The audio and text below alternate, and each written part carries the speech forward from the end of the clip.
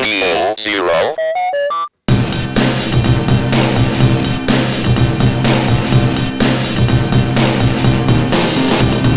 It's Radio Zero with Rick and Rose, 1020. What's your 1020, Rick?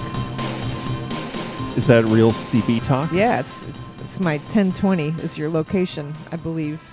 Your family had a CB radio. We had a CB radio. I was going to call it a CD radio, so that's where I am. So you already lost your cool. Mm-hmm. You can subscribe to the podcast, Apple Podcasts, Spotify, radiozero.us, Google Podcasts for as long as it lasts.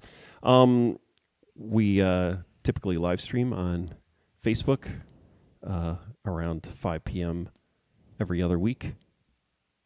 On the Radio Zero page on Facebook, Poster Children page on Facebook, on Twitch at PCJCUSA, and on the Poster Children YouTube channel. So are people like, I usually monitor like the Facebook channels and stuff like that, and then now I don't know if I'm doing it right today, but you can patronize us at patreon.com/Radio Zero. Thanks for everyone who is patronizing us. Thank you. Yes. And so what was your question? Like, are people commenting on the Twitch stream too, and I'm just not seeing it? Or? I think typically right now we have one person who watches it on Twitch. So oh, that's cool. Yeah. All right. But and there is a way with our streaming software that I think I'd be able to do a collected or I don't know. I got to look into it. I don't know if there's a way to do a collective comment area, but there would be a way to do it if I had the comments on Restream, I think. Now, I see. Okay, I wasn't even in the right place, so I didn't even see people commenting here. So sorry about that. Wait, I have to click on that. Okay, so... Any other tech support questions you have for the sure. show? Yeah. Stephen Williams says CBs were way cool in the 70s, Rick. But the thing is, Stephen, you didn't hear I said CDs. I said CD radio. So that was kind of dumb. I've become a complainer, and I hate that. It's like ever since my dad died, I've been like, I can complain now a little bit, and I don't like that type of person. I don't want to complain. But I only had a couple hours of sleep last night, and that's my excuse for being an idiot today. I'll be honest. I mean, I think I'm an idiot every day. No. Oh, what? That's not what I said. Well, I know it's not what you said, but that's what I think. Anyway, never mind. Okay. Well, thanks. You've been listening to Radio Zero. And well, you just said I called you an idiot, which I didn't. I didn't say you called me an idiot. You auto-completed what I was about to say. That doesn't mean that you said it. It means I said it. Well, no. All right, go on. I think you complain. I don't think this is a new thing. Yeah, you're right. I complain all the time. I didn't say that either. But I know. But I complain. I'm just saying that so complaining is not a new trait. And I didn't say you complained all the time. I'm complaining about things. I didn't call you an idiot either. I'm complaining about things that I normally... I've been complaining about how much work I have lately, and I don't want to be that person. But as long as I'm going to do it, I just, I think I'm doing the work of 3 jobs right now. And 3 Steve Jobs? Yeah, 3 Steve Jobs. No, I think I'm doing the work of 3 jobs, and I think it's starting to be like I'm starting to feel really guilty about like not grading stuff. Like I'm feeling like I'm not giving my 150% to my students. I'm just exhausted, but that's my fault for drinking a Pepsi last night. Yeah, so you didn't sleep a lot last night. No, I didn't. Yeah, it's just dumb. And then I should sleep. Well, we should, yeah. So I stopped again, and we could go back to the archives where I could say, well, this is the first time I've quit drinking coffee, which is not true. Mm-hmm. I've done it multiple times. Go back in the archives, find instances of you complaining, instances of me quitting drinking coffee, at least hundreds of each, right? Yeah. But so the caffeine thing, right? So I again stopped drinking coffee. The drama, the CPAP drama, right? So the CPAP machine hasn't been 100% helping me with my sleep. And then, of course, I've done experiments where I stopped drinking coffee and my sleep problems didn't stop. And then so I decided that wasn't a problem. But then then trying the CPAP, still having sleep problems. Then I decided, well, maybe I should try to do a more complicated experiment, which is to try not drinking caffeine, while I'm doing the CPAP. And then I did that for a week or two, and I got really, it really bummed me out, not drinking coffee. I was just even more tired and unhappy and didn't even have a ritual to start my day, right? It's like drinking water Yeah, and then that trying sucks. to drink some kind of lame peppermint tea, and it was just like I was miserable. What are you, a lady? But Yeah. what I started this week is I drank 1 cup of espresso at before 8 a.m. in the morning. And I think that worked. I think I'm able to feed my caffeine addiction, right? And be able to survive and think somewhat coherently. Because I already feel like I'm getting stupider and stupider by the day. And then not drinking coffee, it's just kind of like I've given up. And then,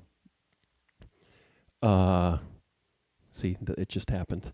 And then, yeah, so I'm actually feeling pretty good.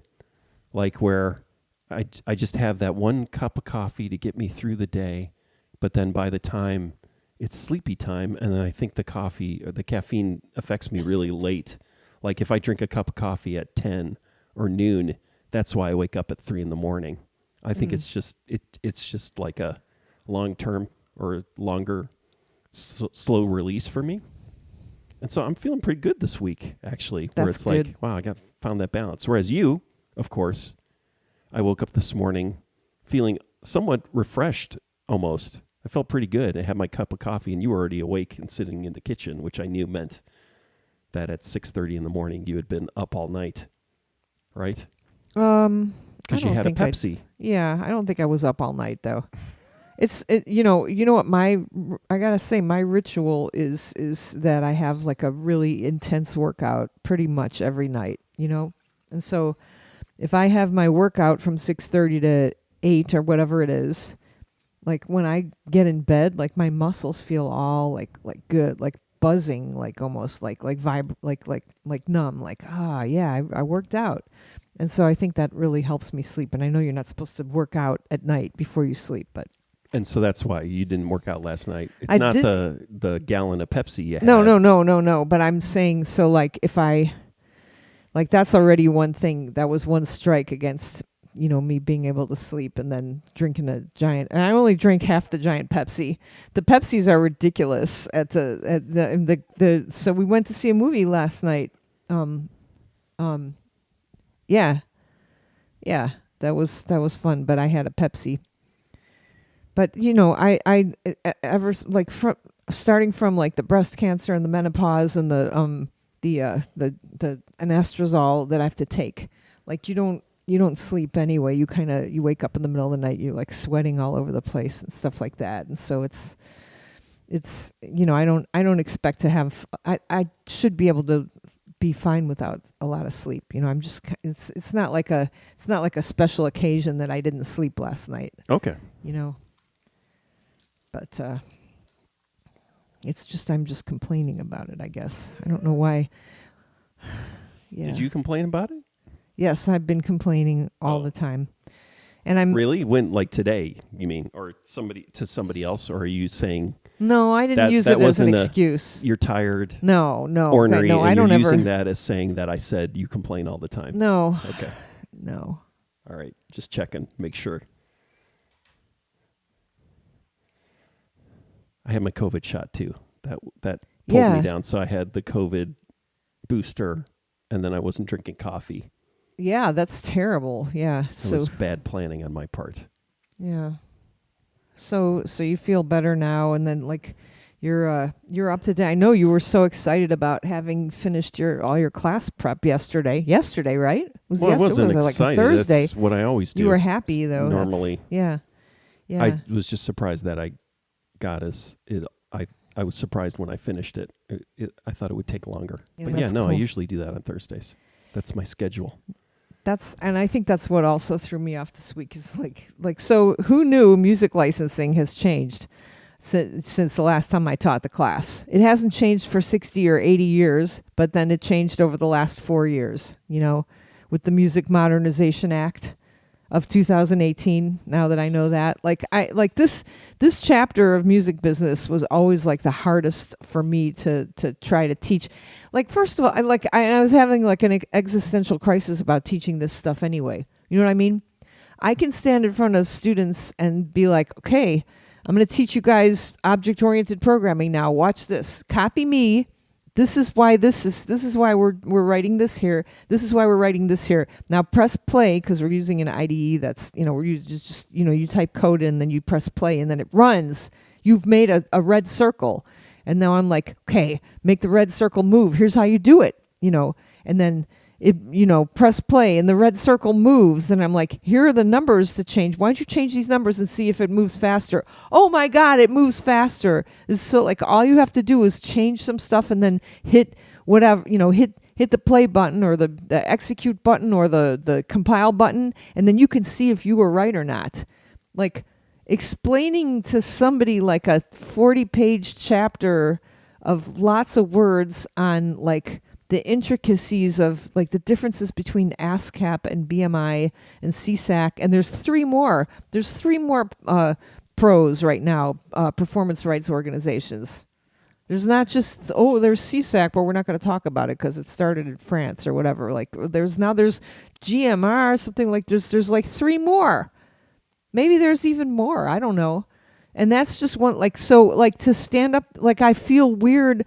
It's like I'm like teaching history or something. I'm not that kind of teacher. You know what I mean? And I've never been that, like I've always felt really weird standing up and like I can stand up and like talk about our experience like in the music industry. Like, oh, well, here's what payola is and here's what a contract is because here's our contract.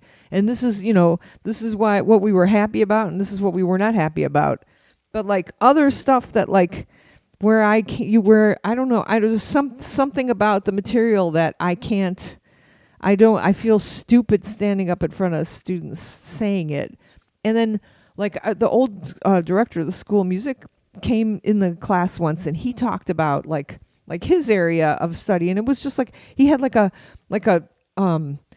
outline of stuff, and I was like, that looks like like an outline for like third graders. And he went through the outline, and it was like perfect. I was like, oh my God, all I have to do is do that. These students actually don't know all this stuff, and so I can like explain it all to them. It was really like an epiphanial moment, but I still can't get myself around to that. I mean, do you see a difference between, because you teach coding too, you teach something that if you're right or wrong. Like students can practice it. Students can't really practice the music industry for me. Like there's like 2 students who can. They can sign up to, somebody's already on BMI and they're like, hey, yeah, that's you're actually right, But the rest of the 20 students in the class, I'm just like, blah, blah, blah, blah, blah, blah. I don't know. What do you think? How can you help me? So you're asking, how do you teach something that's not? That you can't immediately tell if you're right or not. Well, what do you mean if you're right? If you're supposed to be disseminating information and knowledge, right? Yeah. And I think I do it. I mean, I do it okay. I feel like, I don't know. And with the music licensing, I'm just like, oh, wow, okay, there's 40 pages here, and I've got 50 minutes to talk about it. What should I talk about? So the problem isn't that, the problem is you don't like teaching something that doesn't have a definitive answer, right? So with coding, it's definitive. If it works, it works. If it doesn't, it doesn't. And so you're not happy with anything that's not definitive or quantifiable.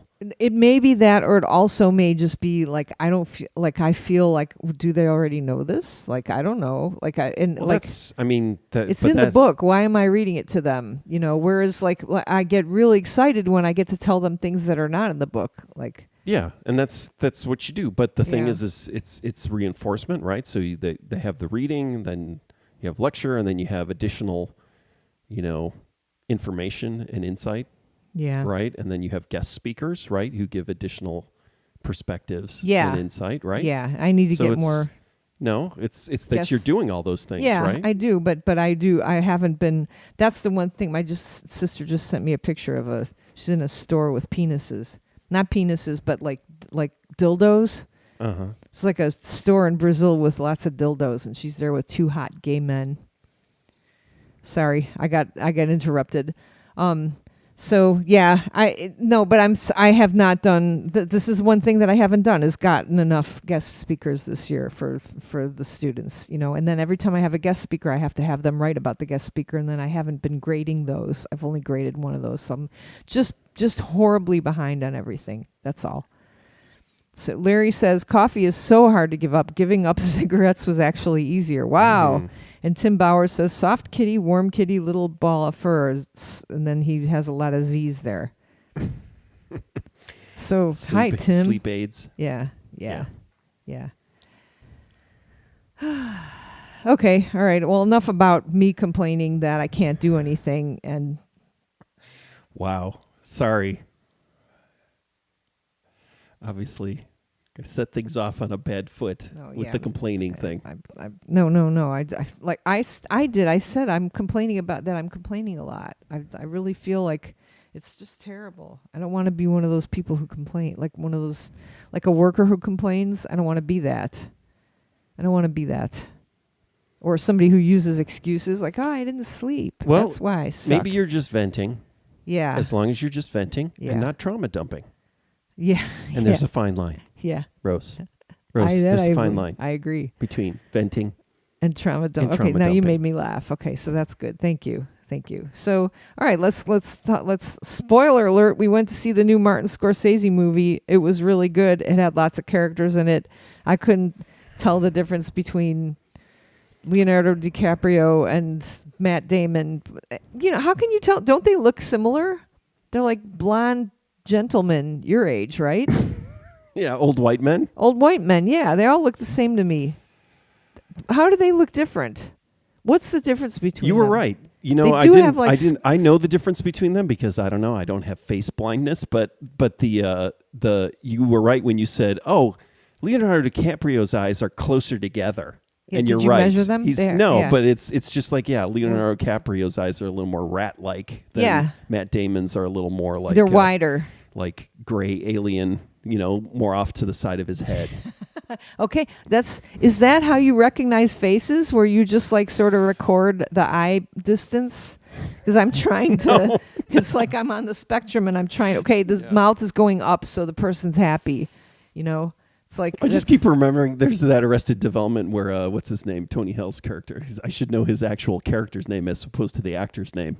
And he doesn't have his glasses, and he calls Liza Minnelli that the pointy blob over there because Liza Minnelli has the pointy hair, and it was like I just went to the closest pointy blob or something. It was funny.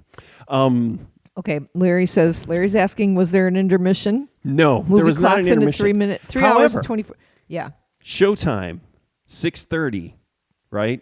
Yeah, The we were home usual, like- not like what I think it was Oppenheimer, the 70 millimeter Oppenheimers at least, or the IMAX Oppenheimers weren't doing a lot of previews. This had a lot of previews, an unbearable amount of previews. Aquaman, why?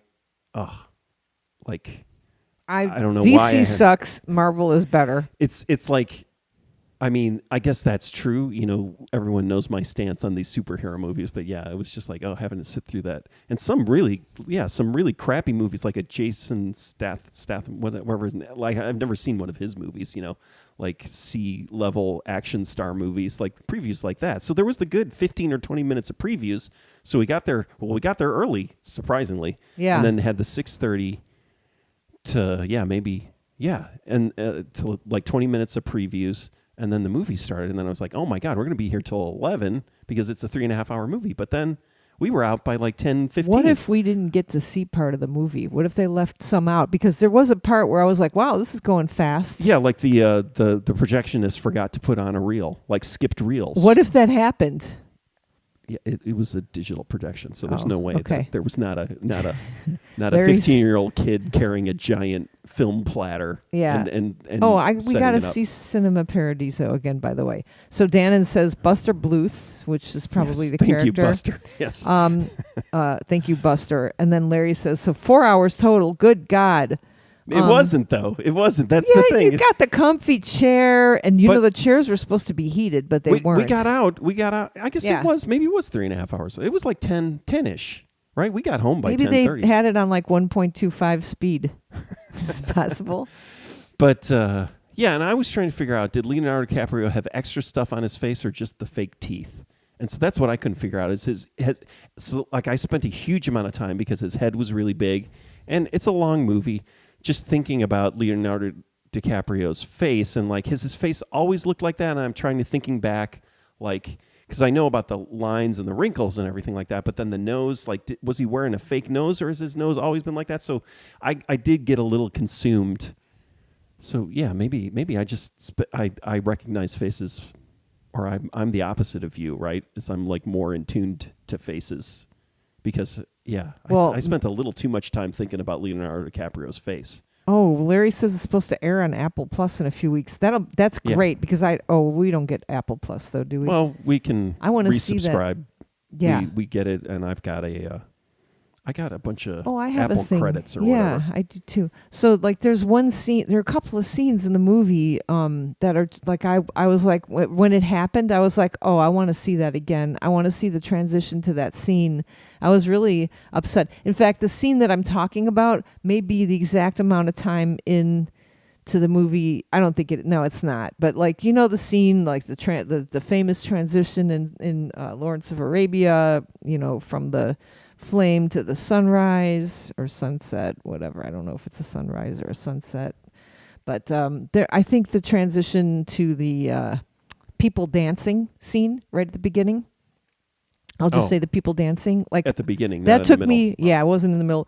That took me for a surprise, and I was like, "Oh, I wasn't even paying attention or something, like because my watch kept buzzing." So I think I was looking at my watch, and then all of a sudden I looked up at the screen, and something was happening that I was like, "Oh my God, this guy knows how to make a picture move on a screen." Yeah, it was a well-built movie. It was a little long. I didn't feel like when I heard something about it. Martin Scorsese said he was influenced by Ari Aster in editing it. How does that happen? And I think it must be the Ari Aster's younger Bo's, than him. He loves Ari Aster. He was an early supporter of. He's what's just it trying to called? get in What's with the kids. Hereditary. Martin Scorsese liked Hereditary, and then So did I. Yeah. But the Beau is Afraid 3.5 hours, and so it definitely was more. It moved along better than the Beau is Afraid. Beau is Afraid always makes felt long felt- movies, though. He does make, but this was even longer. Really? Yeah. Because Kundun, you Yeah, so reminded me that that's- Kundun was him. Yeah, so if it felt like it didn't feel like a Goodfellas movie. It didn't feel like Goodfellas, Martin Scorsese, or Taxi Driver. It felt like Kundun, The Silence, Martin Scorsese. Yeah, so it was definitely like the longer, slower, epic, but like about people. Yeah, I didn't get Kundun. You made me think, oh, maybe I want to go. Maybe I want to watch Kundun again. Because Kundun has that really interesting mix of kind of like really deliberate, kind of slow. I wouldn't call it slow, and it kind of goes back to that Stanley Kubrick thing, like where everybody, that was the post music video kind of generation. So like David Fincher and everybody wants to what's his name? Who only made David two good Lean? music? No. No. David Randolph? No. M. Night. Oh, M. Night Shyamalan. Yeah, they all wanted to be Stanley Kubrick, so they made really slow, deliberate movies. Christopher Nolan, right? So they it's like they're trying to get this longer tempo, a different tempo than the music video kind of tempo, right? Or than maybe the Kubrick Marvel tempo. Yeah, right? Kubrick tempo. And so but Martin Scorsese's obviously older and a little more varied, I think, and so it's some of it's that, but I don't think he's trying to do. Maybe he's trying to do a little bit of a Kubrick thing, but it's kind of like an echo of an echo when he's talking about Ari Aster. Anyways, and so to me that's what everybody's always trying to do is they're trying to do that. It's like, oh, remember, they watch Barry Lyndon and realize, oh, he's freaking spending 10 minutes zooming in on this one scene, right? And it's like, why can't I do that? Why does it have to be 300 cuts, right, to do a duel, right? And so it's that kind of motivation, right? But I definitely felt like it was the tempo. Once you got into it, it was good. Yeah, I like the tempo. It went a little faster at some point. Okay, we're starting a conversation here. So we got Larry's trotting out The Last Temptation of Christ, saying it's 3 hours as well. Yeah, and I'm trying. It's been so long since we saw it in the theater, right? And that was the last time. And that movie, I can't. I just remember not being able to get past like the. Yeah, I just couldn't get past the soundtrack, the acting, the acting. Oh. Who was the Harvey Keitel, right? It's kind of like I always give the example of Jack Lemmon in Hamlet, right? Yeah. Where it's like Laura Jack Dern Lemmon, in the Star Wars movie. Yeah, walking into Hamlet. If you said to me, "Well, you're going to watch this movie," what's his name's Hamlet, that 3.5 hour movie, right? 4 hours. If you told me when I was walking into that movie that I'd ask, who's a better actor? Jack Lemmon or what's his name? I'm gonna look it up. I'm sorry. It's like we've got too many what's his names. Charlton now. Heston. Charlton Heston. Right. And I would say, well, Jack Lemmon, Charlton Heston's a ham, right? Yeah, right. Like in the Killdozer song, right? And then you watch Hamlet, and then it's like Jack Lemmon, like literally, I feel like ruins the movie. And then Charlton Heston is freaking amazing because he's playing, a king actor, a performer in Kenneth in Branagh's Hamlet. Yes. Okay, Dan. It's like thanks, Dan. No, all right. So anyway, I that's where I get that kind of like good actors in not the right role, and David Bowie was Pontius Pilate. Yeah, Pilates, all that kind of shit. Pilates, where it's like Pilates. Yeah. Okay. Pontius Pilates. Okay. Yes, I believe that's what his name is. Right. This is a shallow. But anyways, yeah, that kind of stuff. So yeah, Last Temptation of Christ. I don't feel like I don't like that movie. But I should watch it again because I have not watched it since it came out. So that movie, like I think that I connect that movie in my mind always to Donnie Darko, and then I think about it's not like a hero's journey, but it's like I always talk about if I only I knew literary terms. There's something where it's like a false story, and then you go back. Oh no, he actually spoiler alert Christ died. Didn't actually, whatever happened with Donnie Darko too. Okay, But now I'm thinking about this. So I'm thinking about, and I don't want to talk too Larry, much about. I didn't know what it was called. I didn't know how to say the last name. You didn't spell it. Well, you did spell it wrong. Okay, go on. It's not you. It's me. Go on, Rick. Rose is. I'm having conversations with people. Old Testament. Yes, I'm Old Testament. I know Pontius Pilate and know how to pronounce it. Even though, of course, well, I thought it was. Did Pilate. that person actually? Yeah, like what? How would you have pronounced it 2,000 years ago? I got April. Anyways. April's in the queue. You're in the queue, April. Okay. So, Killers of the Flower Moon, though. So, don't want to talk too much in depth about it. We're not. Yeah, no spoilers yet. And there's nothing to spoil about right. it. But I guess even just talking about it kind of spoils it. I don't want to color people's impression, but I am realizing, like Leonardo DiCaprio's character, his motivation, and so it's like, and this is the first 5 minutes of the movie, right? It's like, I love women and I love money. Yeah, that was right? weird. He says that. Yeah. There's a whole long conversation where he says that, and then it's like, throughout the whole film, not even throughout the whole film, but as I'm processing this, it's like these people and their motivation and their emotional sort of their emotional motivation, right? I started thinking as afterwards reflecting on it, it's like these feel like robots or puppets. I don't actually feel like these people. I don't understand why they're this way. Just because you tell me you love money, but it also seems like it's obvious he loves his wife, right? There was a lot of questionable action, and it's coming out of a book, right? But I understand the idea.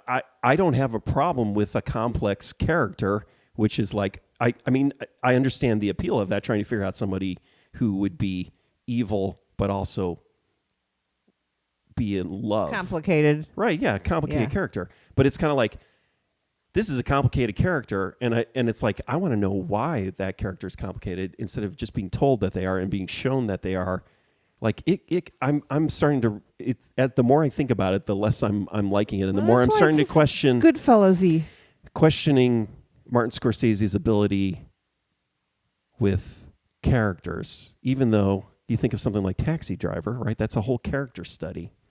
Yeah. But he's kind of a mechanism. Okay, These are kind of like robots. They're like character robots. Got a little wrench to throw into the robot mix here. Okay. April Smith, I'll read this. I have mixed feelings on the film.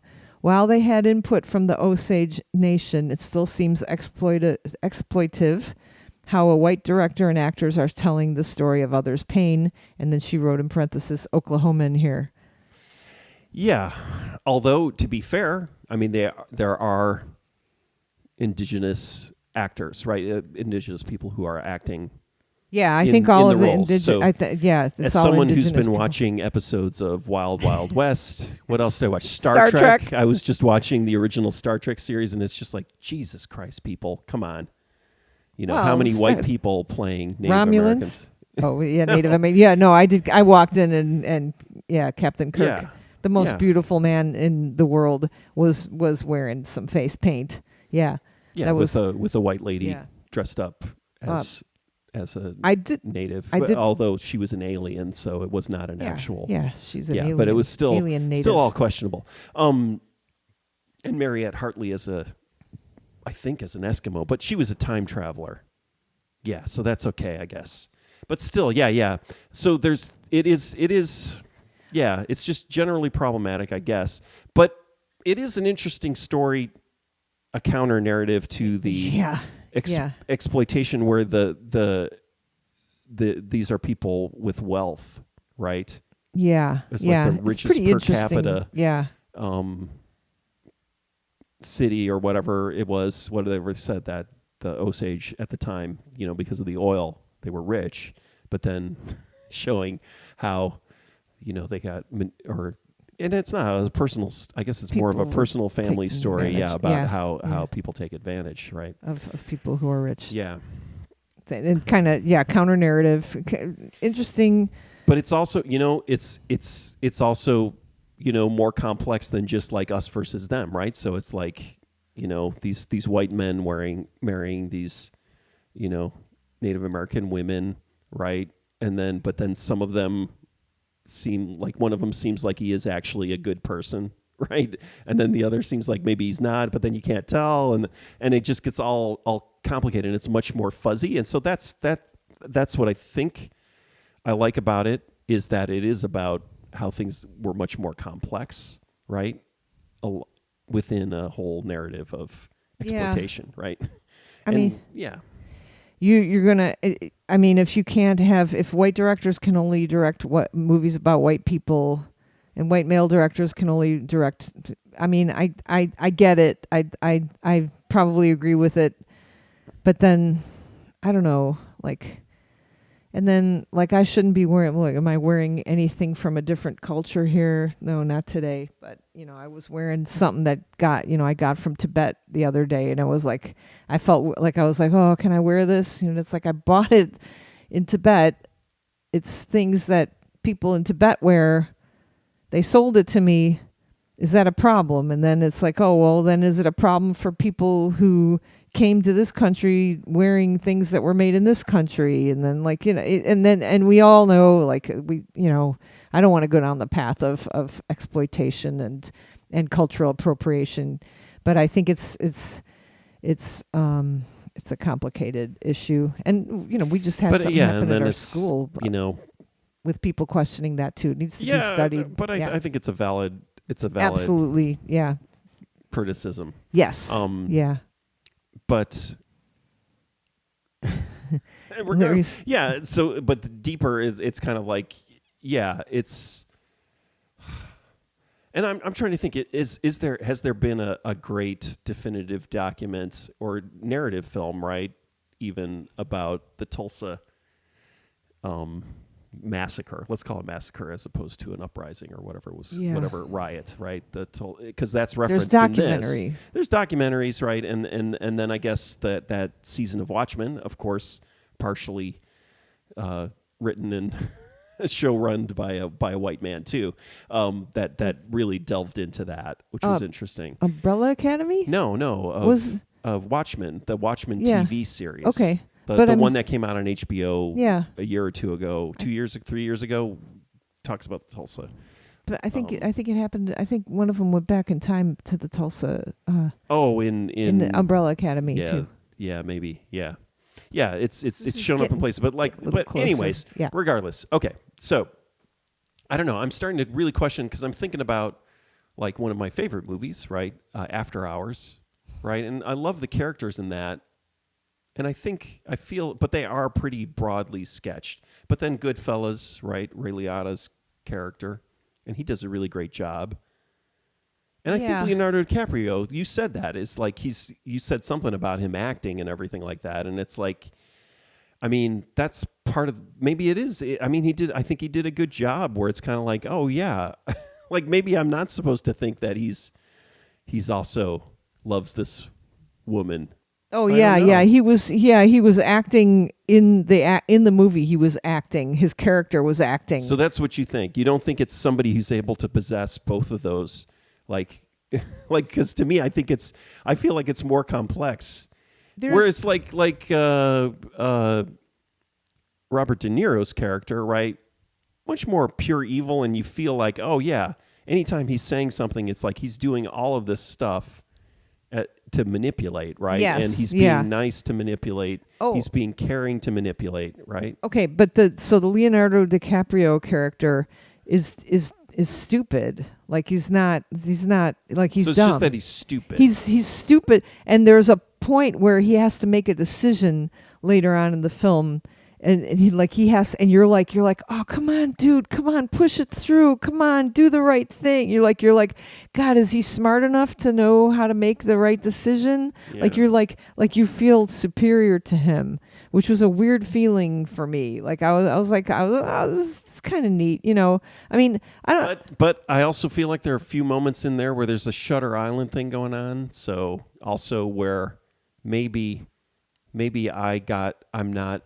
Yeah. So everybody that things are not what they appear, right? Okay. The unreliable narrator. Okay. And so maybe I was being stupid and I need to watch it again. And we will. When it's I'll on watch it again, Apple yeah. I want to TV. see Oppenheimer again too. I only saw that once. I started listening to the book. You wanted to watch again, see if there were more women in it? Well, I did like to. Oh, all right, I'm not gonna go. I'm not gonna start We already complaining had that about conversation. what's her name having sex all the time in that movie. The ladies in this movie, killers.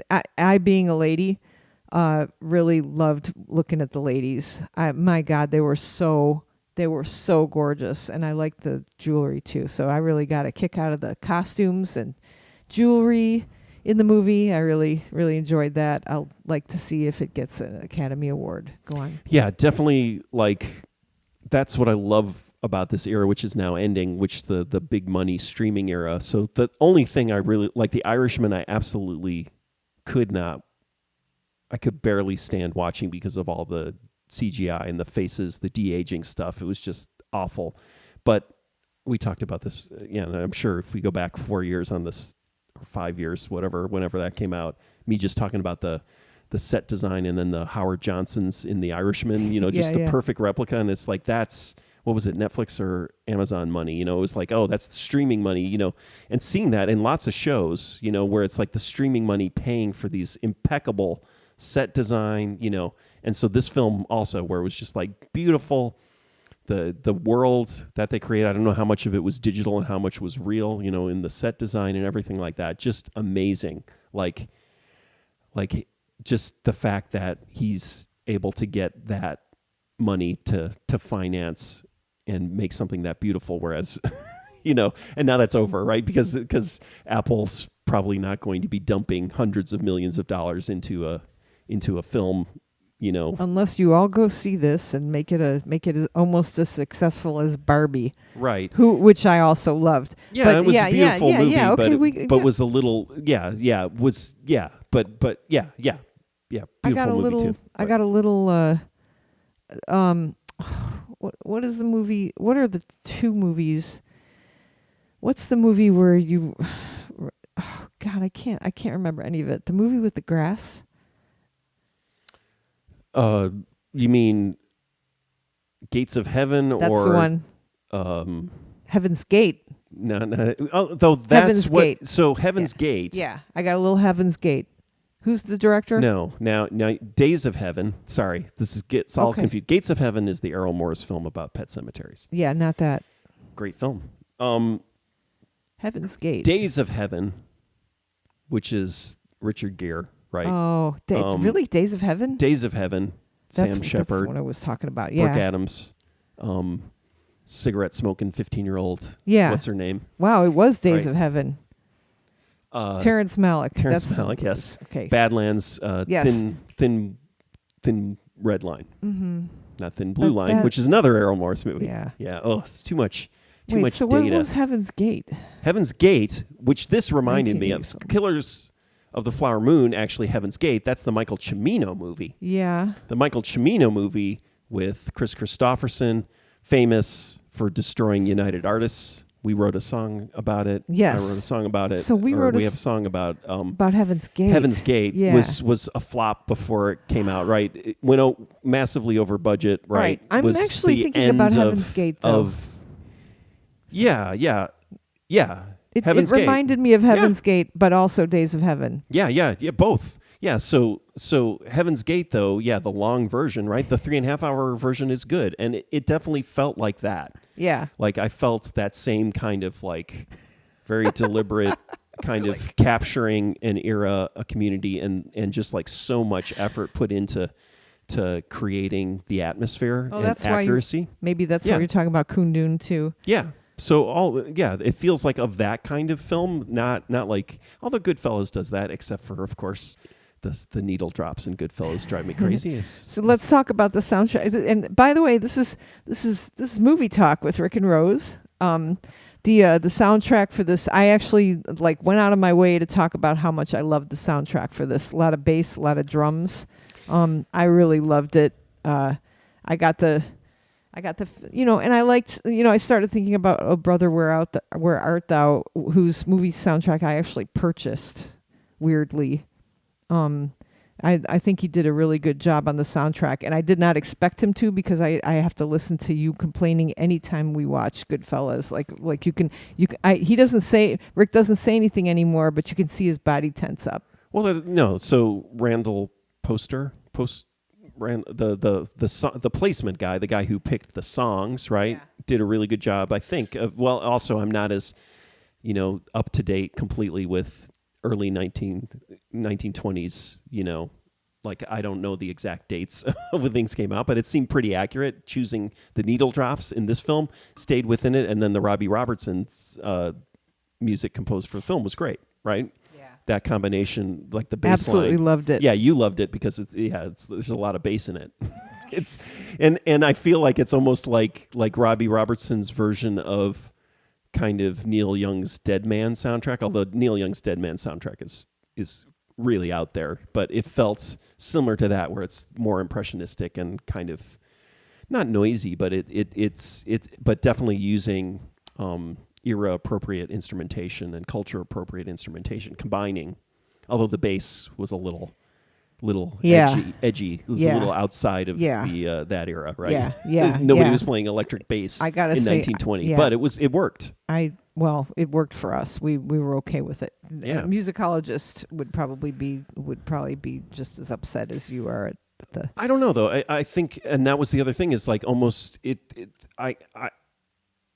in some ways it allowed Scorsese not to rely too much on popular music. That's was one of his sort of pillars. That's true. Right? That's true. And definitely not doing something messed up, which puts me in a rage, like Inglourious Bastards, where like cat people, by David Bowie, shows up in the middle. I hate that kind of. That's really weird. Garbage. So That's the music video. the That's music Taika video Waititi stuff. video or movie. Yeah, and in things like that, I'm kind of okay with it. This is the end. Right? So at the end of Jojo Rabbit, they have Let's Dance. Oh, No, that's right. The yeah, German, that's no, right. the German version of Heroes. Heroes, by Bowie. right? Yeah. Yeah, but that's in the credits sequence, Yes. right? Yeah, I'll allow that. I'll allow that. But Okay. yeah, it's fine. You have Killers of the Flower Moon, and then you have the credits run, and it's a Guns N' Roses song. I'm fine with that. That's not what it was. There was a nice ending to the nice sound at the ending was well chosen. Yeah, so the soundtrack's available. Yeah, so I did like the Robbie Robertson stuff. Yeah, I thought did it was too. good. Yeah. But and definitely you mentioned Paris, Texas, and so Paris, Texas, definitely a lot of reference points like how to do that kind of atmosphere. And yeah, I felt like, oh wow, because I remember thinking, oh yeah, the music hasn't been irritating in this film at all, right? It's been really well done. And there was a few points in the city when the music it was too loud. The music's too loud. Yeah. But that's also our IMAX theater is Yeah. they always crank it a little too much. But I didn't, it wasn't like I didn't notice the soundtrack. I noticed it and I noticed liking it. But yeah, again, it's probably because I play bass. So, okay. All right. So, movie talk with Rick and Rose. Thanks for listening. Let's talk about more pop culture, or we can talk about unions. No, we can talk a little What's bit happening more. at Columbia? I don't know. We can get a report about that later. Oh, okay. All right. That's exciting. People are unionizing. Well, no, they've had a union since the 70s. But the unions are getting together. Okay. So what else did you want to? I'm just trying to figure out why my Gmail just got a notification about my password being reset for my university account, but I think it's because it's a backup email. All right. It just popped up. Sorry. I got distracted. Where were we? You were saying on pop culture there was you were going to do a natural transition, and then you stopped and said, I'm rewatching The Handmaid's Tale. Yeah. That's all. Why rewatch that? It's interesting to watch it without it being. I think it must have come out. Did it come out in 2020 or something? Like, was I watching it during Trump and during COVID? I don't remember. I think that first season was. It was a long time ago. Yeah, it was a while ago. Yeah. Why am I rewatching it? I don't know, but like you can't stop. It's like eating Oreos. Like they make you sick, and you have to keep. But they taste really good, and then you want to keep eating them. You have to. The only way to eat Oreos is to keep eating them. All right, thank you. It's my plug for. Well, I tried to get my mom to watch it too. Mm-hmm. Just so I could say praise be and may the Lord open, because that's really fun to say. It's like when that was going on, you'd see another lady and you'd be and they'd say praise be, and then you'd be like may the Lord open, which is like just the dumbest, most like sexual like innuendo, like may the Lord open. I'm sorry, it's still funny. It's still there's Yeah, but another there's season. I know. coming out? That's why I'm trying Is that's why I'm watching it too. I We're just- waiting for the next season. I don't think I made it through season 2, You right? did not make it through season 2. You didn't, and there's no reason for you to watch any more of it because you're a male. You wouldn't understand. I'd love to I know totally if there are understood. any men. I completely understood, which is this basically they made a great season 1 and then they had to make more. It's just like Star Wars. No, basically. the 3 and 4 were great. Yeah. If there are 3 and 4 and 5, like the subsequent seasons after season 2 were really good. I really liked it. You know what I'm not looking forward to seeing is Larry's saying if you really want to see some divine cinema, Hulu has a movie about a killer sloth playing right now. What I did not want to see is the Hunger Games, like the preview. there's another Hunger Games coming Prequel, out. right? I don't know. Yeah. Is that what that is? I Oh think yeah, so. yeah. Okay. But I haven't seen. Yeah, April's I got a didn't- question. Okay. Music question. I understand when a movie pays a fee to use a song, but it would work just the same way. Would it work just the same mentioning the name of a particular band. No, it wouldn't. I know that. I don't. It's not. It's the answer's not written in my music business book, but you can probably, your dialogue, you can probably say the name of any band, right? It's interesting that you could do that, right? You could probably say the name of any book too, right? Yeah. But could you show, so the words are okay to say. Now, if you showed a logo of something, then lyrics, no. Lyrics, right. Is that the question? Like if you quote the lyrics? She's asking if would it just mentioning the name of a band. No, yeah. That you can mention the name of a band. Right, yeah. I think the problem would come in is if you're doing a film and then somebody mentions Elvis Presley, for instance, right? Yeah. But then all of a sudden Elvis Presley's a character, and then even that though, a song requires having a song in a movie synced to visual requires a sync license. That's right, sync license. Yeah, and then sync license.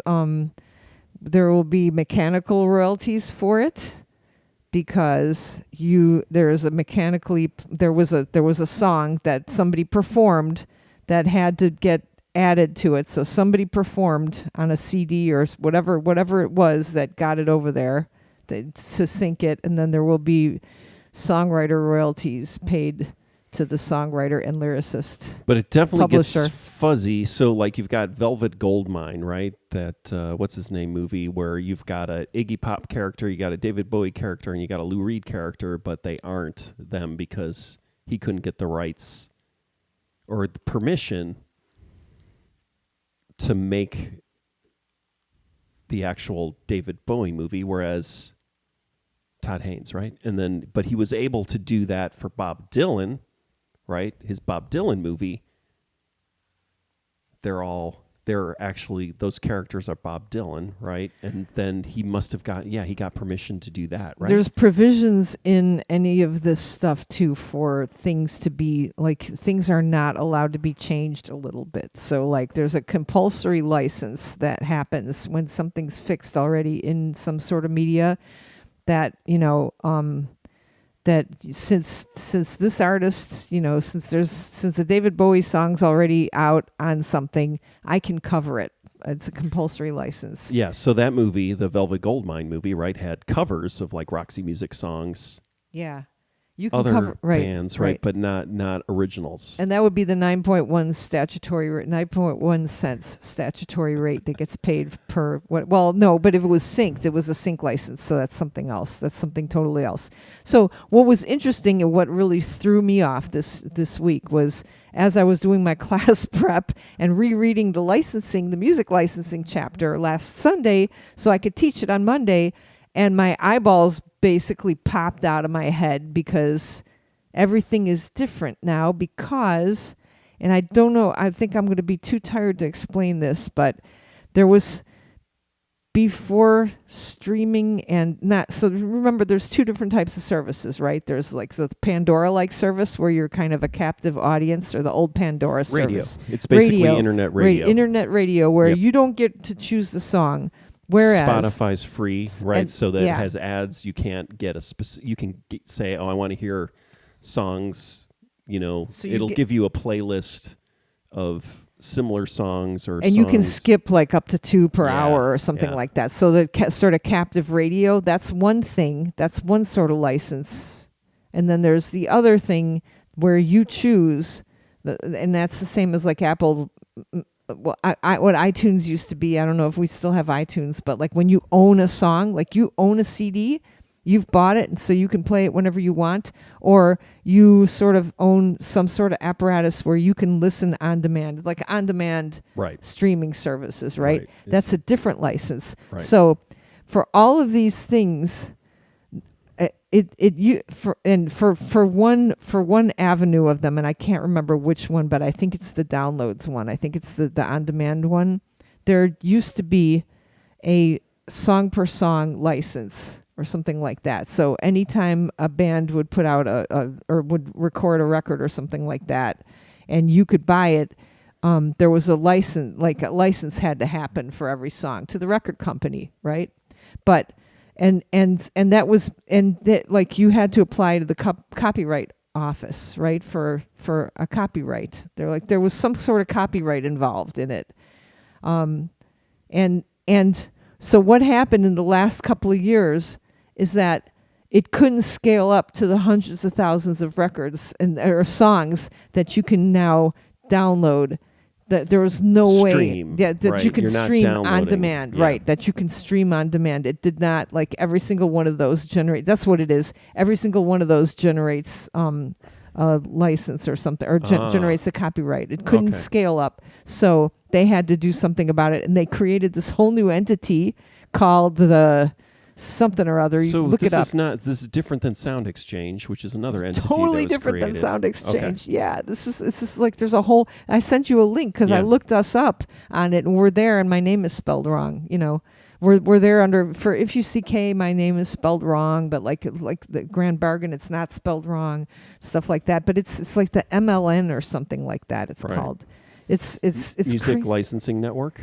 Is that what that means? It's a nonprofit, and it's not called MLN either, but it's a nonprofit. Wait, I can pull up my book here. This is so like, oh my god. But I don't even know about this, and I'm pretty on top of all this stuff and trying to keep track of. So we should be getting, but the distributors that we use for the streaming, when we do streaming distribution, all of that money goes through this thing, and then whatever distributor is distributing our streaming content. Is collecting that.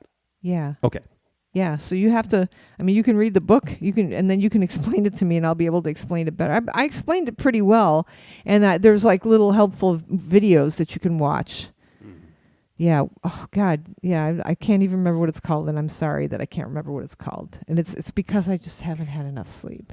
It's not because I haven't had enough sleep. It's because it's not complaining. That's making excuses. I think you're making excuses. Yeah. Maybe that's what you haven't done before. Now you're making excuses. I think it's not about complaining. Yeah. I think it's about excuses. Okay, so I didn't used to make excuses. That's kind of cool. I'm glad about that. That's the new thing. You're making excuses. Larry's saying that the movie Priscilla is also premiering this weekend. Have fun watching that. I'm not going to watch it. I'm busy.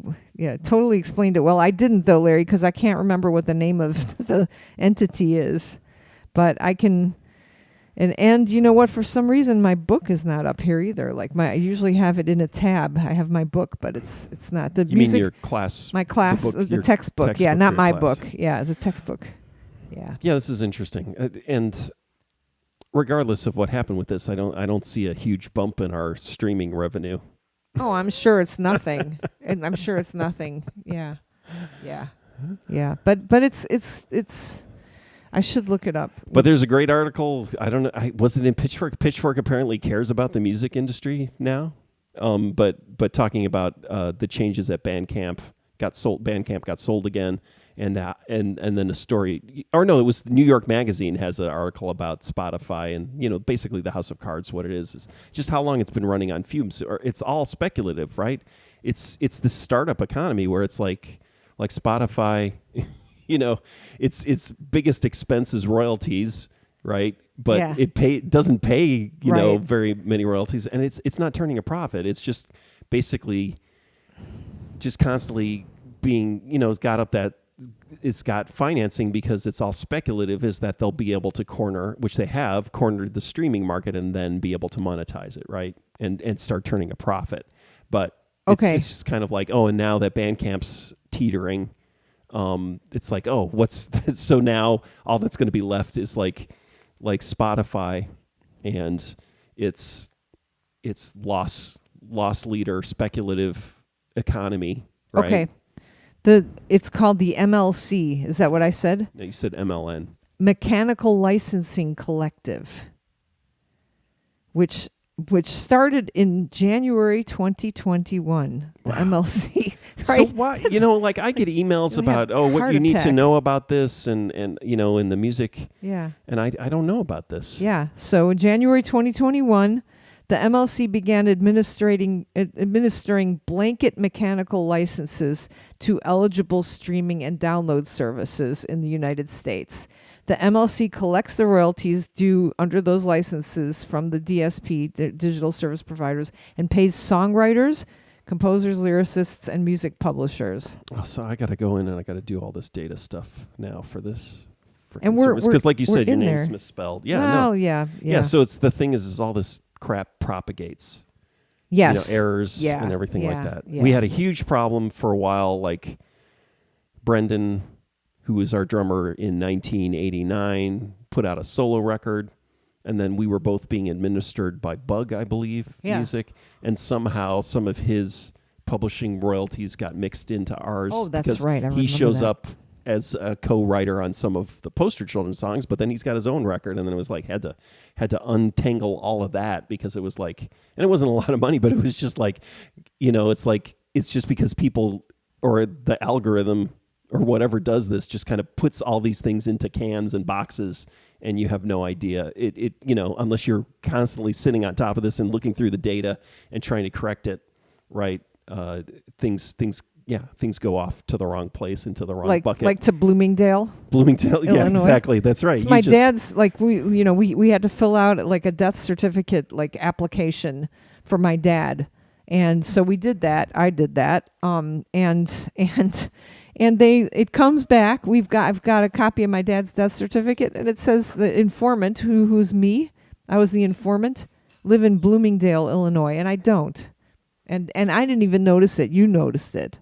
And also actually the death certificate, I don't know if it's a Florida death certificate, if it's but it's like, go figure, it's got this weird area on it it's like you're not sure if you're supposed to have I'm not sure if it was my dad's parents' names or my mom's parents' names. And it's like ambiguous. It's like totally ambiguous. And when we got it back, I was like, oh, my mom and I were like, there's a error in it. This is wrong. And they're like, no. So it has to do with like, it wants two different things in this one section, and it's got a slash, like in like dividing the two things just in one line, and it's just totally ambiguous. And isn't Florida the state that had like the messed up vote? Yeah, the ambiguous the reason vote. why everything's bad now is because, the butterfly ballot. Yeah. Got. Well, no, actually, it's because the Supreme Court just made George W. Bush president. Right. That's actually. You can blame the butterfly ballot, or you can blame Ralph Nader, but the reality is bad design. Supreme Court. That was the beginning of the end. That's where everything went bad. And of course, I always say the beginning of the end said. What did I say? The beginning of the end. Ralph Nader. Did I missay his name? No, I'm saying it's Ralph Nader. It's Ronald Reagan, though, right? It's the beginning of all the problems. But anyways, never mind. Okay. Got a little political thing in there right at the end. Dink. And you don't have anything to say about politics now? You're happy? I just want to see how this plays out. I mean, I'm really excited. We're a house without a speaker still, right? Or did they find somebody? No, they did. As far as I know, the last vote, Jim Jordan, right, got dumped again. The problematic Michael Jackson, but eating popcorn, right? It's just trying to figure out how this is all going to play out, how the Republican Party is going to tear itself, or how it's tearing itself to pieces, and how it's going to reconfigure itself. That's what I'm interested in. I can't see. I don't see how. I don't see a way of it playing out. It's just gonna be crazy third party shit, right? Trump will do some kind of crazy third party thing. Well, no, he's going to get the asshole, nominee. What's his name is doing. Actually, we forgot that I Kennedy. can't play out. What is the Kennedy guy? He's not going to take away like Democratic votes. No, you sure? I'm positive. Okay, the Democrats are smart enough to not vote for him. Yes. Yeah, here you go. Larry says considering voting independent come election time. Are you sure, Rick? Who are you going to vote for, Larry? What's the matter with you, Larry? Maybe you could be a Republican. It all could play out. Yeah. We have no idea what could Who happen. are you going to vote for? grandpa might pass away. It's that's true. Yeah, and then all hell breaks loose. I mean, it's just going to Joe be Biden. Joe Biden. Yes. And then, we have a dream. Oh yeah. Well, they did. Yeah. So there was that prop up of J.B. Pritzker. What prop up? The New York Times thing, but that was a long time ago now. Ugh. There was already I don't want to be president, but I'm really happy with Biden, but it was obviously like up the national profile. Good thing. Love that man. That's kind of nice if New York Times. I haven't heard much about him lately. He's live on my phone all the time. Yeah, wow, that's interesting. I guess I just haven't listened to You got to follow him. State House, whatever it was called, the NPR local. Larry's NPR. not going to vote for Trump, so we're all safe. Okay, thank you, Larry. All right. Yeah, that's right. I forget. Yeah, so it's not going to be a third party thing. So, but if they're not able to use their majority, I guess maybe all that'll happen is that there's going to be the election, and then the House is going to go back to Democratic majority. Can I ask you a question? Yeah. Can we go back to problematic Michael Jackson eating popcorn? The eating popcorn is not problematic. It's that Michael Jackson's problematic. Oh, okay. All right. That's all. I just don't. Okay. I'm struggling with Michael Jackson. He's. Yeah. I think he's problematic, but I think people are still. Yeah, it's the artist. You know what Michael Jackson is art like versus the artist. He's like Nixon.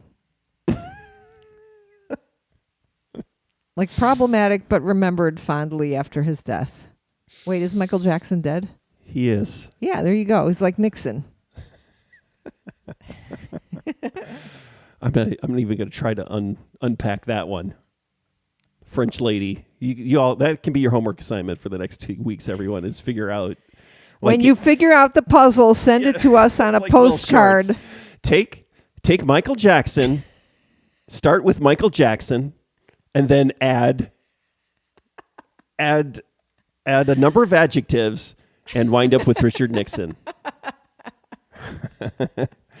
Yeah, and how then could you not get the path? All right, and then right to the puzzler, and we will randomly pick the correct answers from a hat. Larry is reminding us that Michael Jackson was eating popcorn at the beginning of the Thriller video. Mm-hmm. You know what? And he was in the Thriller video, and that's a good tie-up. If you're going to go see Killers of the Flower Moon, you'll see that there's something like that in Killers of the Flower Moon, and you didn't even know it, Larry, unless you went. I can't remember if you went to see it already or not. Somebody had seen it. See, now we're gonna have to go off air, and you're gonna have to explain that to me too. Yeah, French lady gets Frencher when she doesn't have any sleep. Complain. I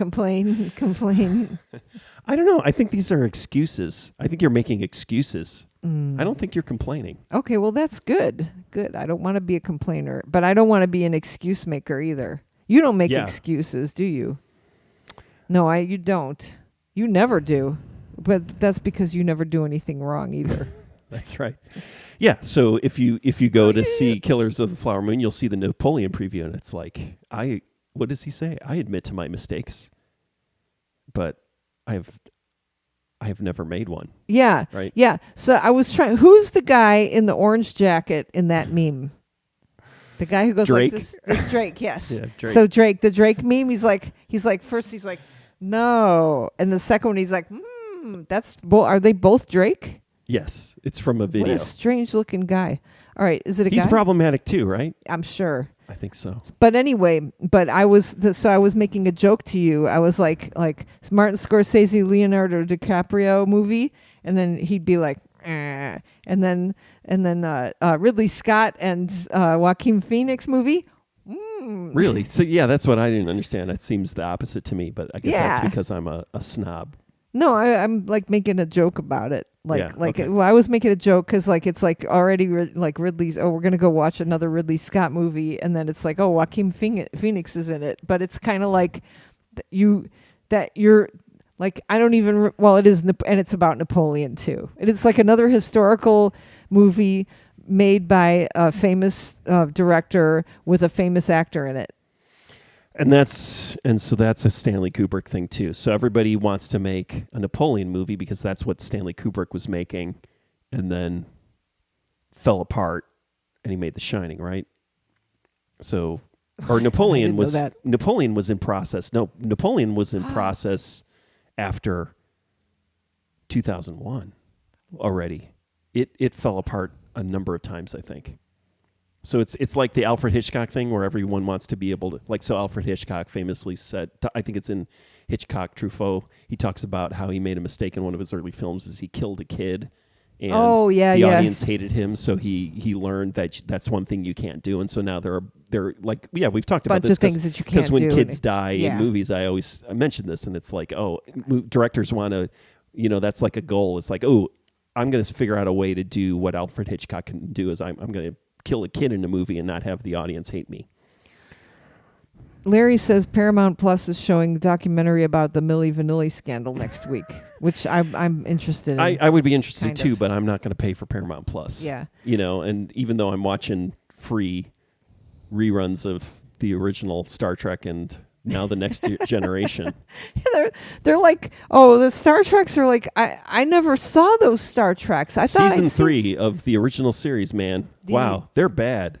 I mean, I remember people always talking about it, and I must have seen them, but I don't remember them. They're in the same place where like Gilligan's Island episodes have gone in my mind, where it's like, but I would remember, every Gilligan's Island episode I think I saw if I watched it again. You may not. Who knows? Yeah. What about okay, wait. I want to go back to I had a question for you.